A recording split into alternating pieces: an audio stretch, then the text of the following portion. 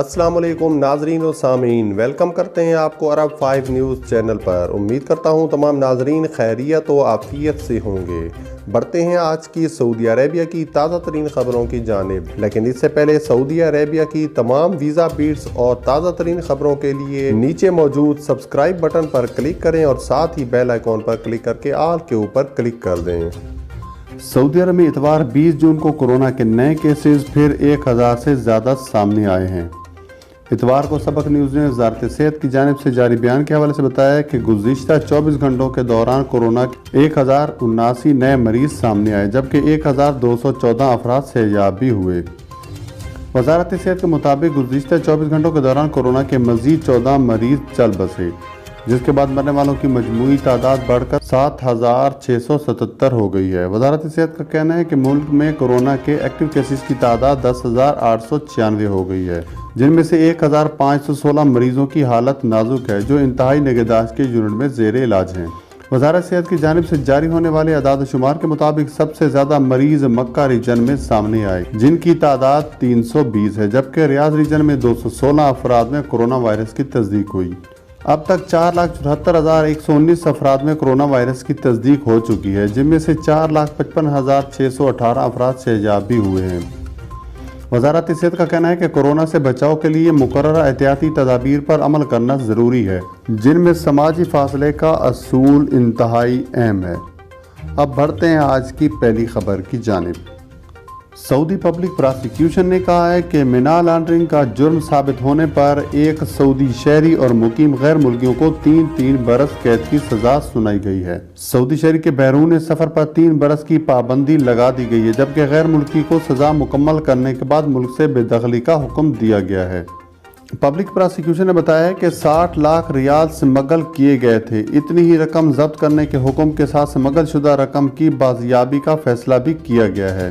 سرکاری خبر رساں ایجنسی ایس پی اے کے مطابق پبلک پراسیکیوشن کے عہدیدار نے بتایا ہے کہ ایک سعودی شہری نے اپنے بینک اکاؤنٹ سے غیر ملکی کو بیرون ملک رقم بھجوانے کی ساز باز کی ہے۔ مقامی شہری یہ سہولت دے کر غیر ملکی سے ماہانہ رقم وصول کر رہا تھا۔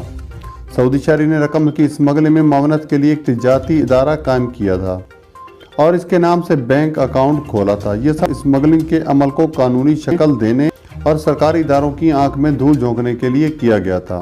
اب بڑھتے ہیں آج کی اگلی خبر کی جانب۔ سعودی عرب میں ایک بڑی ٹریول ایجنسی نے کہا ہے کہ سرحدیں کھولنے کے 1 مہینے کے بعد بکنگ کا رجحان دیکھتے ہوئے بحالی کے امکانات نظر آنا شروع ہو گئے ہیں۔ عرب نیوز کے مطابق سیرا گروپ کی المسافر ٹریول ایجنسی نے کہا ہے کہ کمپنی نے 2019 کے مقابلے میں 76% بکنگ حاصل کی ہے اور سال کے آخری سہ ماہی میں مزید اضافے کی توقع ہے۔ کمپنی کے مطابق سروے میں حصہ لینے والے 90% افراد نے کہا ہے کہ سرحدیں کھولنے کے بعد کچھ مہینے میں وہ بیرون ملک جائیں گے۔ وزارت حج عمرہ نے کہا ہے کہ عمرہ بکنگ ذیقعدہ کے آخر تک جاری رہے گی۔ سبق ویب سائٹ کے مطابق وزارت نے کہا ہے کہ ذی الحج کے آغاز کے ساتھ ہی عمرہ بکنگ بند کر دی جائے گی۔ سبق ویب سائٹ کے مطابق وزارت نے کہا ہے کہ ذی الحج کے آخر کے ساتھ ہی عمرہ بکنگ بند کر دی جائے گی۔ وزارت حج عمرہ نے کہا ہے کہ حج سیزن کے اختتام کے بعد عمرہ بکنگ کا دوبارہ آغاز کر دیا جائے گا۔ وزارت نے کہا ہے کہ حج کے ایام شروع ہوتے ہی عمرہ بکنگ بند کر دی جائے گی۔ بڑھتے ہیں آج کی اہم خبر کی جانب۔ کورونا ویکسین کی دوسری خوراک دستیابی کے ساتھ ہی فراہم کی جائے گی۔ سعودی عرب کی وزارت صحت نے بتایا ہے کہ کورونا ویکسین کی دوسری خوراک کی دستیابی کے ساتھ ہی سعودی شہریوں اور عام لوگوں کے لیے دوسری خوراک کی فراہمی کا انتظام کر دیا جائے گا۔ وزارت صحت نے 60 برس اور اس سے زائد عمر افراد کو یقین دلایا کہ ان تمام افراد کو ترجیحی بنیادوں پر کورونا ویکسین کی دوسری خوراک بدستور دی جا رہی ہے۔ قومی ہیروز کو خراج تحسین پیش کرنے کے لیے نیا ڈاک ٹکٹ جاری۔ سعودی عرب میں ڈاک کے سرکاری ادارے ایس پی ایل نے 3 ریال مالیت کا ایک نیا یادگار ڈاک ٹکٹ اور 5 ریال مالیت کا ایک پوسٹل کارڈ جاری کیا ہے۔ ڈاک ٹکٹ کو ہمارے ہیروز کا شکریہ کا نام دیا۔ اس یادگار ٹکٹ کے اجراء کا مقصد کورونا کی وبا کا مقابلہ کرنے والے طبی عملے اور کارکنان میں قومی ہیروز کو خراج تحسین پیش کرنا ہے۔ وہ ہیروز جنہوں نے وبا کے نمودار ہونے کے بعد سے پورے اخلاص اور نمایاں طریقے سے اپنے فرائض انجام دیے۔